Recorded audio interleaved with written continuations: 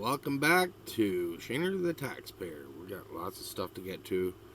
I don't know if I'll get to it all, but we'll try real hard. I'll keep my meandering to a minimum, and we'll be talking about submarines, as you can see on the screen, pipelines, and all kinds of stuff. So let's jump right into it. Hello, Ron. How are you today? Let's hear from you. Hey, Canada, I hope the fuck you love submarines, because you're getting some submarines. You're getting some submarines good and hard. Like, fuck me, it's unbelievable. We're buying like $100 billion worth of submarines. Okay, so what's going on? Why did this happen? All right.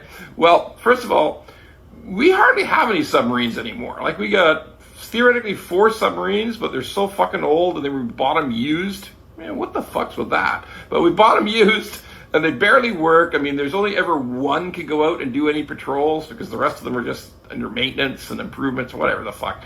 It's a disaster. So the government's decided we're going to buy these submarines, okay? Like, we're going to have a real modern fleet of submarines. Now, they are not nuclear. They will not have nuclear weapons.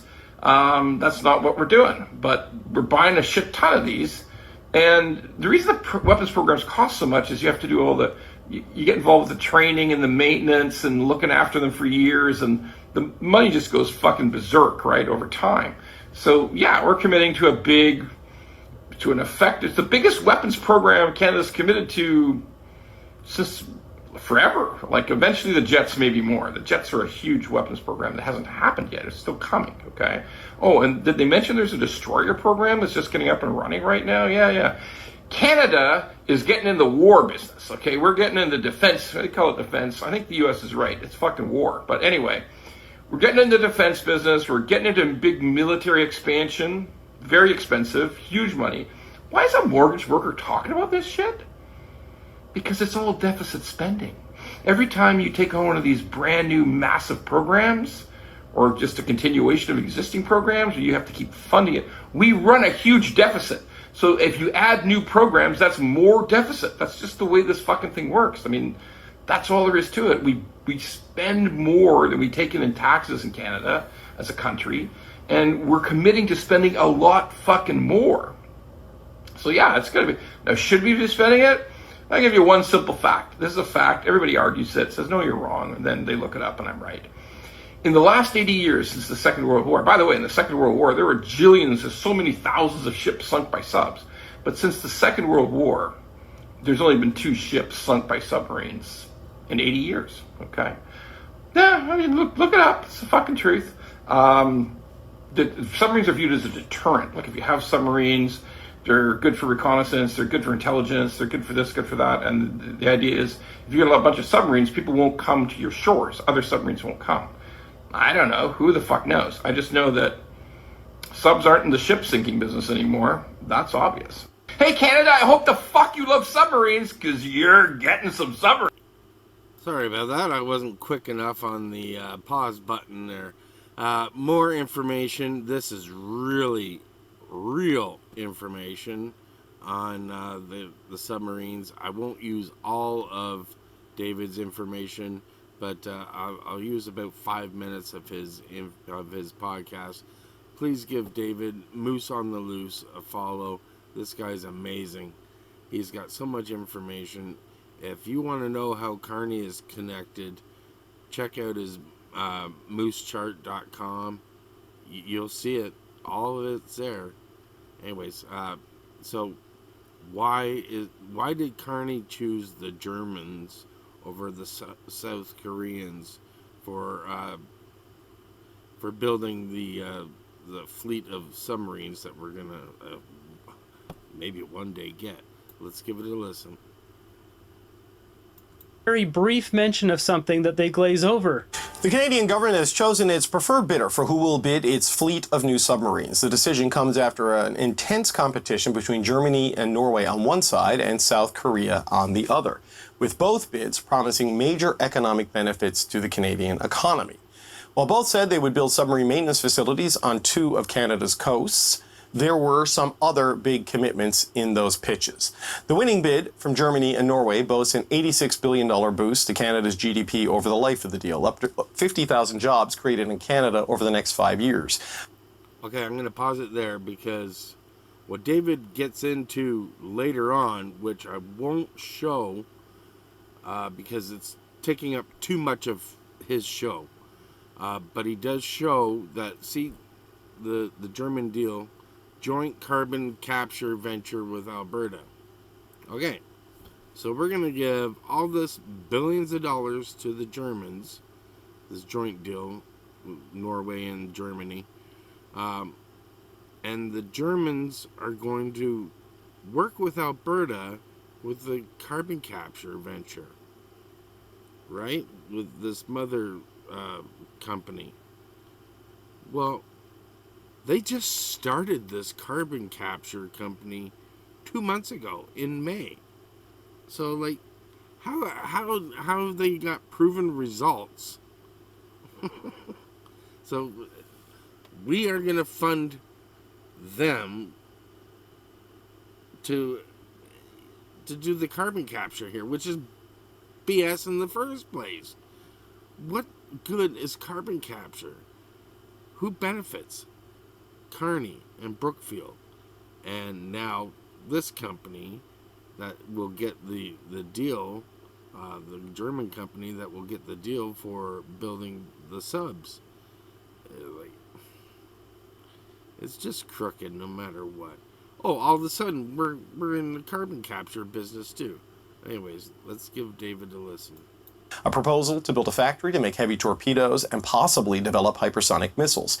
The German government has also shown interest in major investments in Manitoba's port of Churchill to help get critical minerals and LNG to... You see that? They've already moved on. Instead, it wants to partner with Alberta to establish a carbon capture facility. He's already moved on. It's right there. Joint carbon capture venture with Alberta. What is that? We'll get to that in a second. The South Korean bid promised more than $70 billion in trade and investment in Canada, with all of its investment creating between 15,000 and 22,500 jobs per year, all the way through to 2044. Oh, by the way, swig of coffee for all my fellow hardworking Canadians out there. All right, now we continue. There was a memorandum of understanding with Ontario's Algoma Steel, committing up to $345 million to build a steel beam mill and to purchase Algoma Steel to build and maintain the submarines. And finally, wouldn't that have been a better deal instead of carbon capture? Deal with Canada's Automotive Parts Manufacturers Association, promising to build armored vehicles in Canada. Both of those plans were contingent on South Korea winning the contract. They would have built automobiles, armored vehicles here in Ontario. Damn. But Alberta's gonna get carbon capture. Yippee skippy. Oh, frick's sakes. So what's really going on is ThyssenKrupp AG, as I already showed in a previous video on this anti-money laundering network website, is a high risk of corruption, money laundering, all this kind of stuff based on their past over the past 20 years. There's a website here which breaks down everything corruption tracker. This breaks down a specific instance here, and really Avi Lewis and the NDP should be running buck wild with this against Mark Carney, as you're going to see. So ThyssenKrupp, headquartered in Germany, industrial engineering, they make ships, they make other stuff. They have branches in 45 countries. Now getting to the main part of it here, it says official fundraising organization for Israel works to further the national priorities of the state of Israel. Benjamin Netanyahu, Prime Minister of Israel, shows the different years here in office during negotiations, cleared of criminal wrongdoing. Michael Ganor, Israeli businessman, main agent of ThyssenKrupp in Israel since October 2009, allegedly received at least $11.4 million in commissions from ThyssenKrupp, indicated in the latest case. You've got Avril Bar Yosef, former deputy head of the National Security Council, accused of promoting Ganor's appointment as ThyssenKrupp agent in Israel while anticipating financial reward, indicated in latest case. You've got Sheikh Brosh, close associate and mediator between Yosef and Ganor, suspected of facilitating bribe payments between Ganor and Yosef. You don't have to follow all the names here. You just listen for the key words here. For consulting services, indicated in latest case, we've got David Shrimron, Netanyahu's personal lawyer and second cousin, allegedly received received money from Ganor due to his proximity to Netanyahu, cleared of wrongdoing. David Sharon, director of the Prime Minister's office during negotiations, former aide to Netanyahu, and former Just Energy goes on Minister and on. Steinitz allegedly received money from Ganor to promote the deal indicated in the latest case. These are all corruption cases.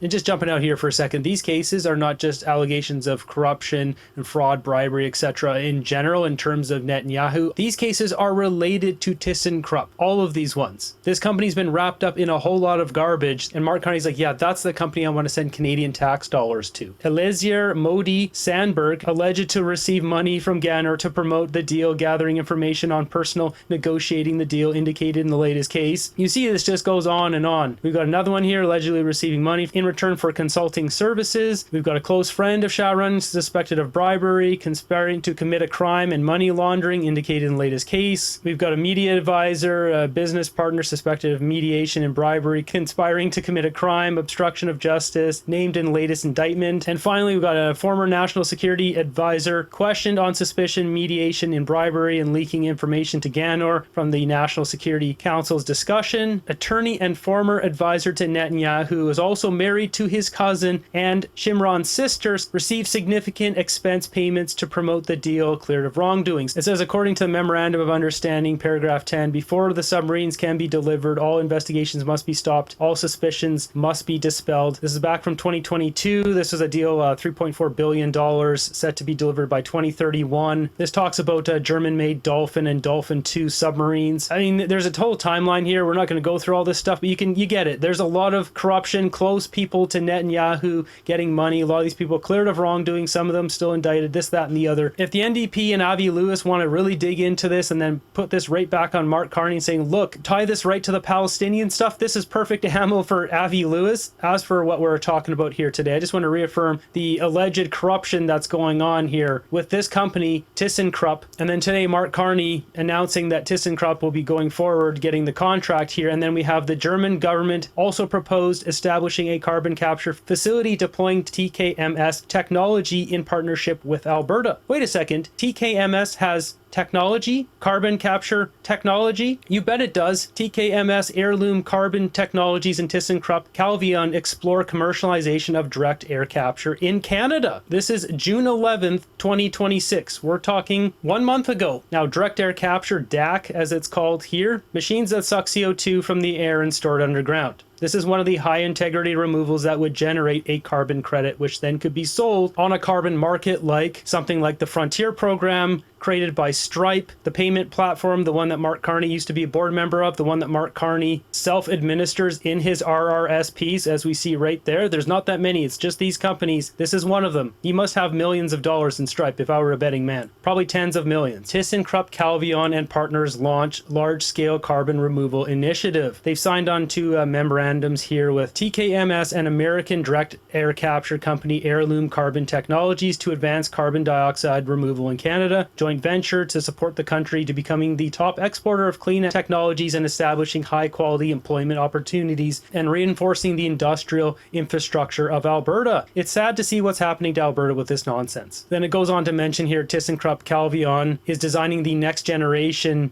Kelsener focusing oxy-fuel expertise, which is enhanced by electrification platforms from SaltX technology to ensure scalable carbon removal. Representatives from the participating companies highlighted that the partnership creates a foundation for robust carbon removal infrastructure, which also provides decarbonization solutions for other emission-intensive industries worldwide. These companies want to build this out. They want to send it worldwide. And what's interesting about this is ThyssenKrupp Calvion, which is a little bit of a different name than ThyssenKrupp AG, which we saw here from the money laundering thing. Well, Calvion is just a subsidiary of this one. We see it right here. ThyssenKrupp carves out sustainable process technologies into ThyssenKrupp Calvion. And it says the new company, ThyssenKrupp Calvion, headquartered in Eigenloh, commenced operations on May 1st, 2026, as in like 2 months ago, with a team of around 40 employees that specializes in sustainable process technologies for the cement, lime, and other more energy-intensive industries. Carbon capture business. Mark Carney is sending billions of dollars over to this company's parent company to buy submarines. And what's that going to do? It's going to help fund this to help build up the carbon capture industry that Brookfield is already world leader in through the many companies here, which will be soon organized on that other section of the Moose chart. All these ones here, CC, carbon capture. They have numerous companies.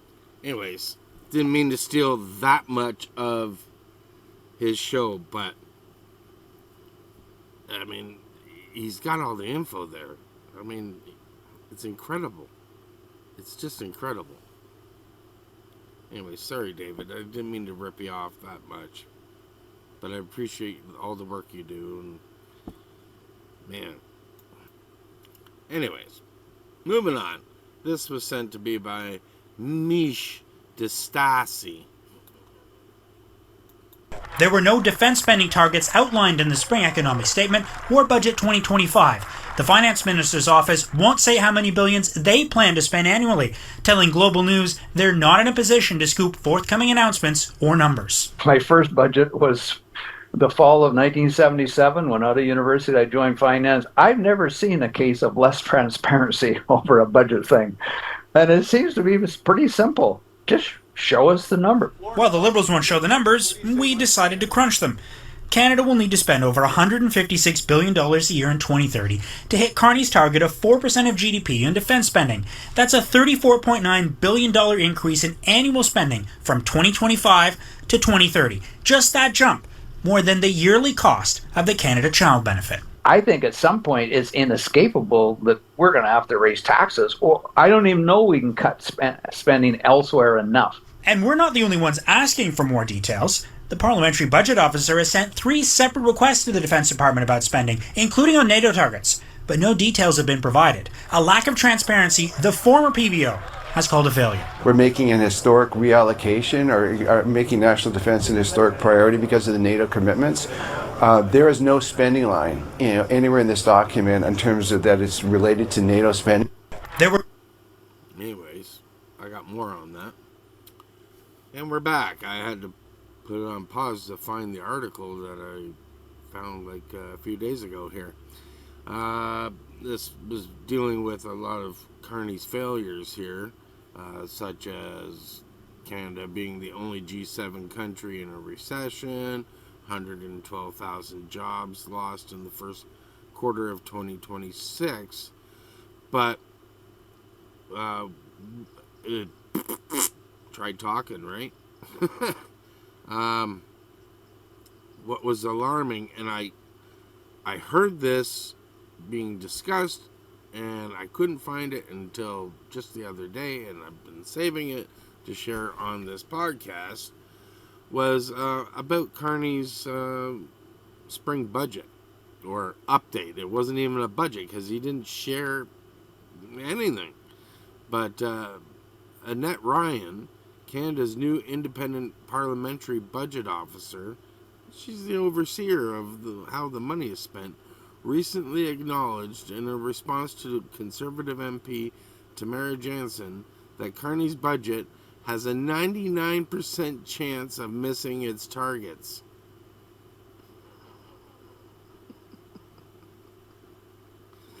This is our parliamentary budget officer, that oversees these things, that does the bounces and the checks and all that stuff. 99% chance of missing its targets. What does that tell you? Let's read on. I won't read the whole argument. Why do I do this to myself? Anyways, I won't read all of it because my last podcast was the most boring, monotone thing I've ever done in my lifetime. Other than probably my wedding vows. Annette Ryan, the parliamentary budget officer, also said, I think that this is a fair statement. Our forecast saw a lot of revenue weakness, especially in personal income taxes. And what about Carney's vow to stand up to and reach a deal with the U.S.? Well, that's gone nowhere. Trump has declined to renew the Canada-U.S. CUSMA or USMCA, and economists say more obstacles with this will further unsettle Canada's financial problems. Okay, so CUSMA, USMCA wasn't renewed, even though Carney said he was going to get it done like over a year ago, and did nothing, and apparently there was some progress made up until last October, then nothing happened. And this is the guy whose whole platform to getting elected was he's the guy to handle Trump, he's the guy to get the best deal. And we just got more tariffs piled up on us by even China, who he's buddied up with. And and then he turns around and says, well, we've already got the best deal with the U.S., so he didn't have to do anything. Excuse me? And you got elected saying you're going to do something. You didn't do it. And didn't renegotiate. Didn't add in the other sectors that were begging to be added into a new deal. Screwed them over majorly. Okay, so that doesn't mean that CUSMA or USMCA just automatically stops, but it has to be reviewed every year now, instead of signing it and just, everybody, here's the deal, we go about our business. It doesn't stop, but it's going to be renewed every year. Well, that stops businesses from investing in Canada because of the uncertainty. And businesses are leaving Canada as it is and don't want to invest in Canada as it is because of all the taxes, the red tape, and all the nonsense that goes on, all of our bullshit regulations.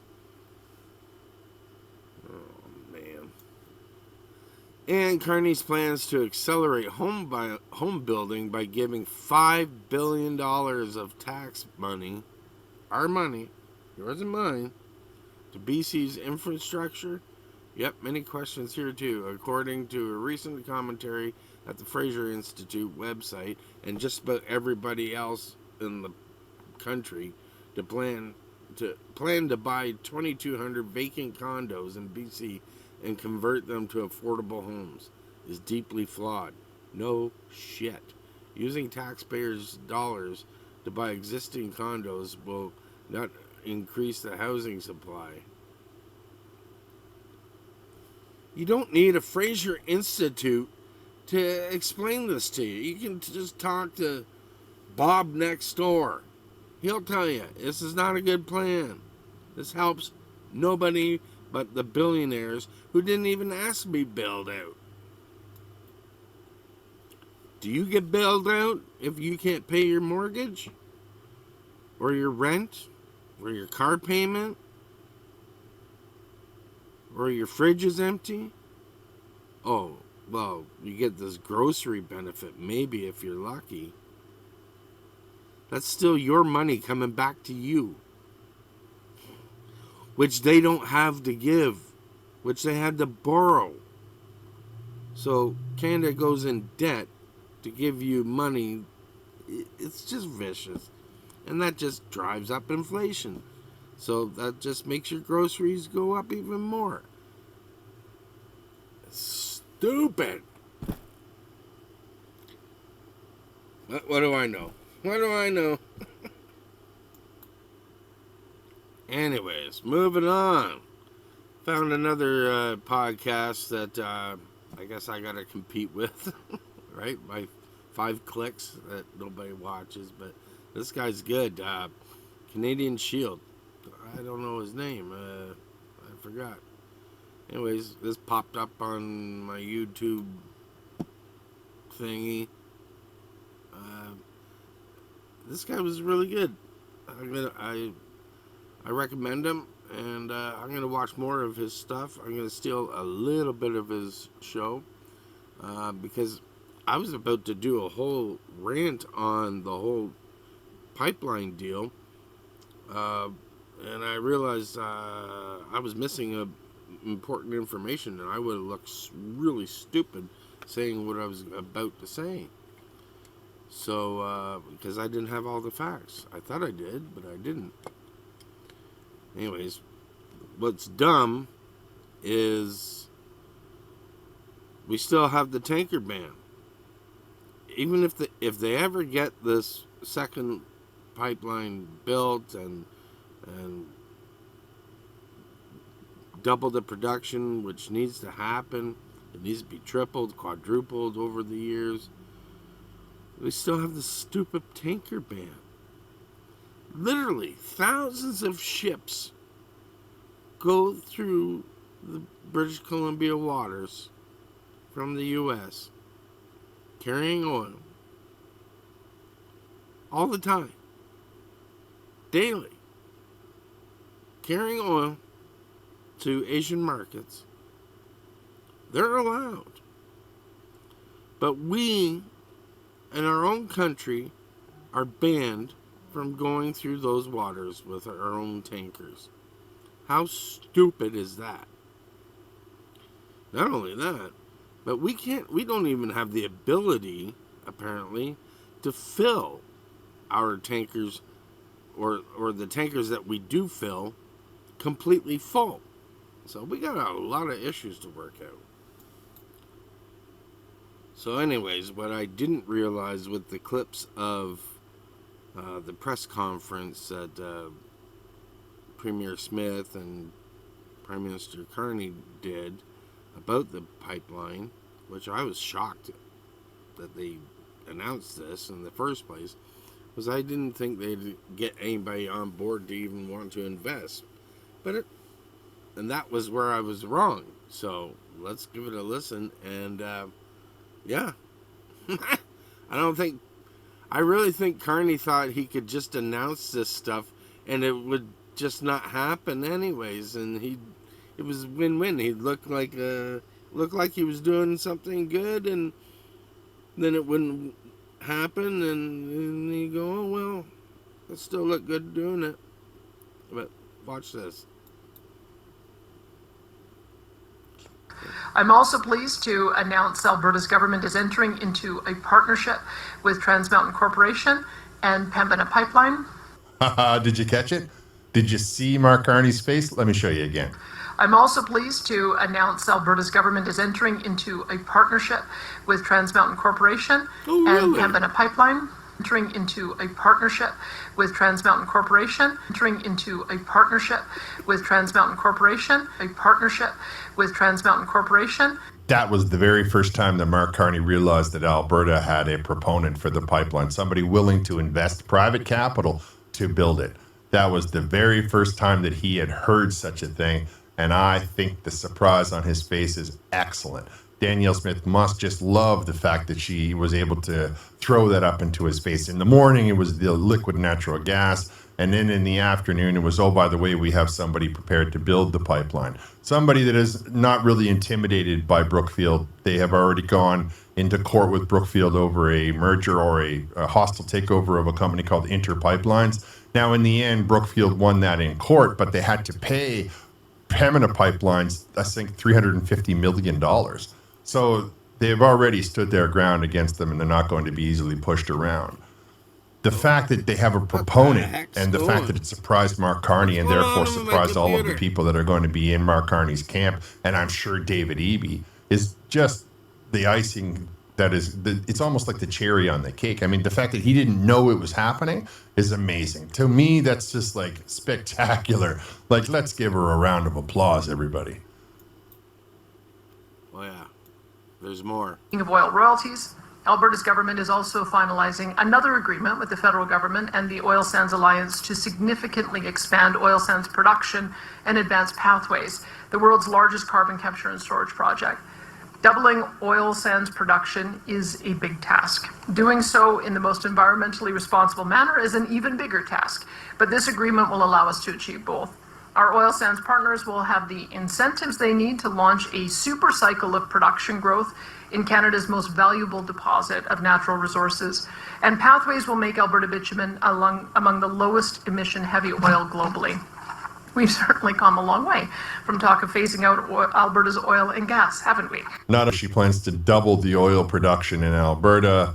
Have we not come a long way since people tried to shut down the oil and gas industry in Alberta? That was the knife. That was the twist of the knife, the last comment, because It certainly was. And that was the best dig she could ever do. Oh, that was golden. I wish I'd seen that on Friday. I would have got on here over the weekend. Oh, man. Thank you to this guy, Canadian Shield. I did not see that. That is gold right there. That is gold. We've come a long way since they tried to shut us out, shut us down, tell us no, go screw. And he's got to sit there. This is the guy that was telling Trudeau, hey, this is the guy that wrote the book. You know, values. He wrote the book on keeping our oil and gas in the ground. He told Trudeau how to do it. Oh, and he's got to stand there and just take it. Oh, man. Oh, man. That was just great. I'm gonna pause it and take it back there again. Okay. Yeah, I want to hear it again. This is great. I want to watch his face too. A super cycle of production growth in Canada's most valuable deposit of natural resources, and Pathways will make Alberta bitumen among the lowest emission heavy oil globally. We've certainly come a long way from talk of phasing out Alberta's oil and gas, haven't we? not only does she have Oh, man. You just got to eat it. Oh, man. That's awesome. That's so good. That's so good. Oh, I love her. I love her. Payback's a bitch. And while we're laughing, Stanley, you're looking good today, buddy. All right. Well, I've only got one joke. Oh, what are we gonna do? Anyways, let's tell it. Do not touch must be one of the scariest things to read in Braille. Delayed reaction. I gotta find another one. Okay, we're back. We got a couple more. 200 years oh. I screwed up. Oh, come on. My university spent 200 years researching Roman cattle. This year they're celebrating their bicentennial.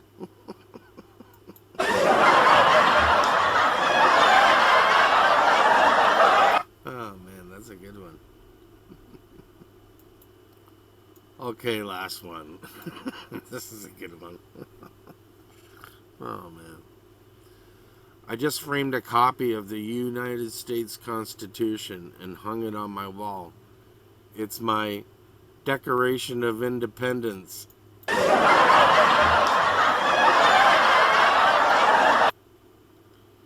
Anyways, that's the end of this episode. Thanks for spending time with me. I hope you learned something. I always learn something every day. I learned that nobody watches this shit. Oh, but I keep kicking the can anyway. Anyways, thank you. Hit like, subscribe, share. I don't have any merch to sell. So, anyway, take care of yourselves, take care of each other, and God bless.